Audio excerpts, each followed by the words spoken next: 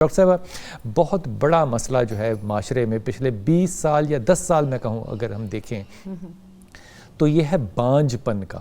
پہلے تو یہ فرما دیجئے گا کہ یہ بانجھ ہوتا کیا ہے, کس کو کہتے ہیں بانجھ؟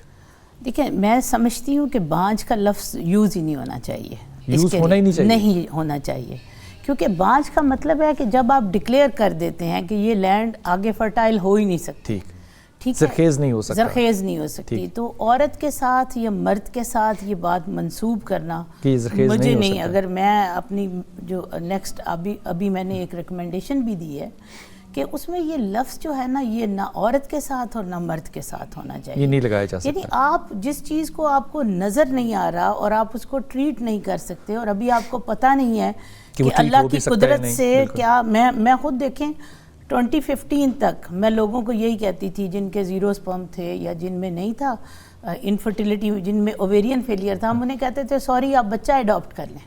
ٹھیک, میں ہی کہا کرتی تھی. 2015 کے بعد جب سٹیم سیل کی فیسلٹی پاکستان میں لانچ ہوئی تو میں ہی کہتی ہوں کہ نہیں آپ کے لیے یہ وسیلہ ہے.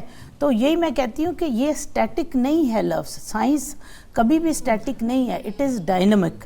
تو جو چیز چلتی ہے وہ بانجھ نہیں ہو سکتی. اس کا مطلب کہ بانجھ کا لفظ اگر اب تبدیل ہوتا ہے تو آپ اس کو یوں کہیے کہ یہ کوئی پرماننٹ آرڈر نہیں ہے, پرماننٹ ڈس آرڈر نہیں ہے. ٹھیک ہے, جب تک آپ کی نظر یا آپ کی ٹیکنیک اس کو جانچ نہیں لیتی, اس کو ٹریٹ نہیں کر سکتی. یہ بانجھ زیادہ تر آدمیوں میں ہوتا ہے یا عورتوں میں؟ دیکھیں اس وقت جو پاکستان میں الارمنگ سچویشن ہے, جو میں نے ابھی ایشرے میں بھی ڈپازٹ کروائی ہے. ایشرے ہماری ایک European society for human reproduction جو کہ ورلڈ کے سارے جتنی انفرٹیلیٹی ہے اس کو وہ ان کی وہ اسیسمنٹ بھی کرتے ہیں, جو نئے اپڈیٹس آتے ہیں, جو لوگ کام کرتے ہیں ان کو بھی وہ سامنے لے کر آتے ہیں. اس میں یہ میں نے پکچر پاکستان کی دی ہے کہ پاکستان میں اس وقت میں ڈنکے کی چوٹ پہ کہہ رہی ہوں کہ میل انفرٹیلیٹی زیادہ ہو رہی ہے. میل انفرٹیلیٹی زیادہ ہے ایز کمپیئر ٹو فیمیل.